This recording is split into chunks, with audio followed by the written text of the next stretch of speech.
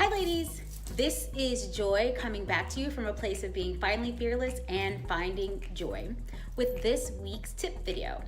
So it is the new year and I didn't want to get that much into New Year's resolutions because I firmly believe that we can resolve to make changes to do things all year long. So I didn't want to hyper focus on that. However, with the new year, things kind of evolving, changing, new opportunity, I did want to reflect upon something that kind of aligns with that idea. I want to talk briefly about recycling or not recycling. Listen, I don't know about you, but me, I'm feeling super excited about 2019. I'm feeling super excited about walking into new, fresh, fun experiences, having things that I didn't have before, because why not, right? Like, we're in this world in order for us to have abundance. But I'm also looking to have new relationships, new connections, new joy and excitement that I didn't have before. So here's the thing, ladies, for any of you who were experiencing transition last year, we're in kind of the turmoil of ending something, whether it was a friendship, a romantic relationship, a job, living somewhere, thinking a certain way. If you were in this transition and you finally got yourself out of it, wonderful, congratulations, right? You're on the other side of the lawn, right? Like, oh, the grass is always greener. It doesn't matter if it's purple, it's, red. It doesn't matter. You're somewhere else. Ladies, what happens where something goes on, we're in our groove, but then there's a little bit of a lull. Things slow down, and we feel like we need to turn around and go back where we came from. What's up with the recycling? We are not waste management. We have nothing to do with recycling. I'm here to tell you, not just let it go. Here's the thing, with relationships, no relationship ever actually ends. It just changes. It changes forms.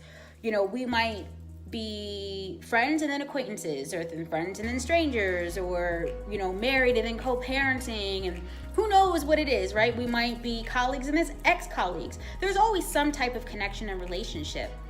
But when you move forward from something, why do we always feel the need to step backwards into it? I think that we have a lot of faulty thinking that if I step back into something, I'm going to experience it the way that I did before, right? I'm here to tell you that that generally does not happen. And this is the reason why.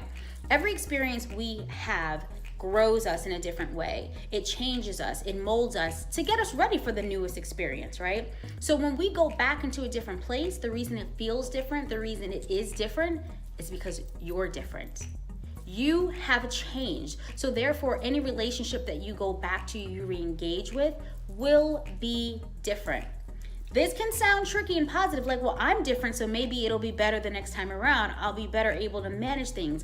I've managed my expectations, right? Like, I'm not gonna ask for crazy things and I can do this better.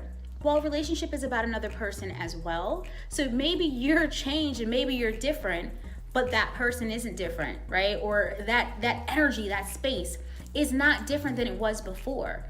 If it was good enough for you, if it served you, you would have never even considered moving yourself from that space. There is no benefit in going back and testing the waters and seeing if something will work again. I know this might sound like a really biased statement, like, well, there's lots of people who have done second time around and it's worked out. I'm telling you from my career experience of working with people who have gone back to old situations thinking that they could, bring it back alive and they could do something different with it. It can be better. We can create this brand new form of something. It expired for a reason because it was supposed to. And here's what happens, ladies. When you are walking back into your old space, you're also holding on to a weight and you're keeping yourself tethered where you can't even experience what is for you. There's an unlimited amount of creativity, new things, and joy and happiness that is available to you. It's there when you're ready.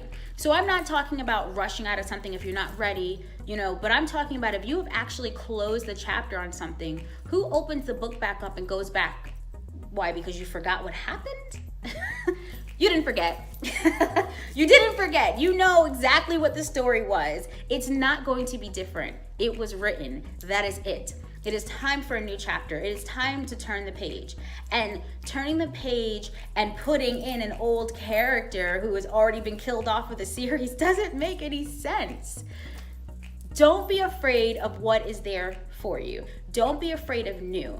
I was just now speaking to a client actually who was very much concerned about, if I remove myself from the situation or I don't allow this cycle to continue going where I keep connecting with this person over and over again, how do I know anything would be better? What is it? The devil I know, right? So why would I want to experience something else if it could be worse? Well, what if it could be better? It can be better because you're better, you're different. You're looking at the world in a totally different place. You are ready for something new. Let us stop recycling our old people, our old feelings, because that's what comes back with it too, right? So we remember these, oh, I remember the old feeling of love or happiness that I had in the beginning, but you forget all the little stuff in the middle. What happened to that? That didn't go away. You have to unfortunately recycle that again. This is the most blunt way for me to say it.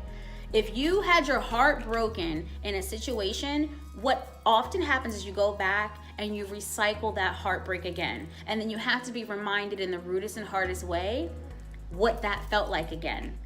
Don't do it. There's no reason to do it. Move forward. Look ahead. When you're looking backwards, you're missing all the stuff flying in front of you. That is for you. Trust your journey. Trust your decision making and the decision that you made to transition from a decision, right? Trust your higher self, trust your higher power, that there is always going to be an abundance of new experiences for you, that there is no need, there is no scarcity, right? There's no lack that you have to hold on to something old. New is always available to you.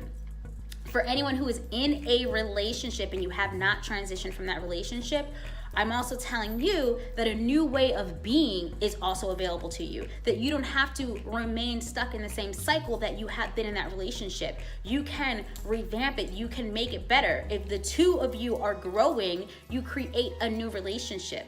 I tell several of my couples that I work with on a regular basis that when you get married, you actually have a new relationship in all the different stages of that relationship. So when I'm talking about someone who's already in a relationship, don't go back to old patterns that didn't work for you because you're remembering something that you think was good, because obviously there was a reason that you departed from it, right? And when I'm talking about someone who's departed from a relationship, there's no need to tap back in there and see if it's going to be different. It's not going to serve you.